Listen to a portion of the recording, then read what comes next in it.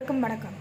நம்ம தமிழகத்தை பொறுத்த வரைக்கும் பார்த்தீங்கன்னா, பெரும்பான்மையான நீர்நிலைகள், அ அதற்காக ஒதுக்கீடு செய்யப்பட்ட தொகைகள், இவை எல்லாமே பயன்படுத்தப்பட்டது அப்படின்னு சொன்னோம்னா, கரைய கட்டியிருக்காங்க. பல இடங்கள்ல கரைய வந்து கான்கிரீட் போட்டு கட்டியிருக்காங்க. ஆனா, அந்த நீர்நிலைகள்லாம் பெரும்பான்மையா வந்து உள்பகுதி நீர்நிலைகளோட உள்பகுதி வந்து ஆழப்படுத்தி தூர்வாரப்படல. எடுத்துக்காட்டா சொல்லணும்னா, ராமநாதபுரம் ஆர்எஸ் மங்கலம் பெரிய கம்மாயை பத்தி கேட்கும்போது அதுக்கு பதில் கொடுக்குறாங்க. 6.33 கோடி செலவு பண்ணியிருக்கோம். அதாவது 2007 அப்படின்னு. அது உள்பகுதியில் வந்து தூர்வாரப்படலை, கரையை மட்டும் உயர்த்தியிருக்காங்க. ஸோ நீர்நிலைகளில் நீர் சேமிக்கப்படுதல் அப்படின்னாவே நீர்நிலைகளோட உள்பகுதியை வந்து தூர்வாரி அதற்குள்ள மழை நீரை சேகரித்து, அதாவது வீணாக கடலை போய் கலக்காமல் சேகரிக்கணும் அப்படின்றது தான் நம்ம முன்னோர் வழி வழக்கம்.